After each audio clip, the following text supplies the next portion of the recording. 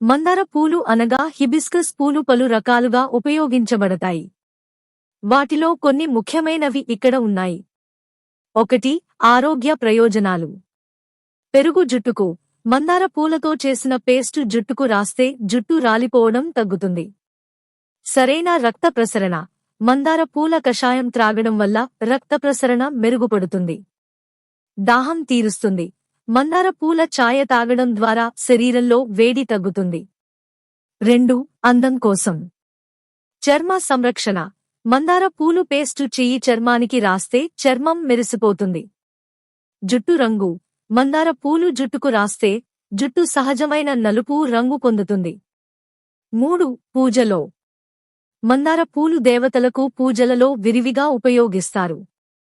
ముఖ్యంగా లక్ష్మీదేవికి, గణపతిదేవికి ఈ పూలు ప్రత్యేకంగా అభిషేకిస్తారు. 4. వైద్య ప్రయోజనాలు.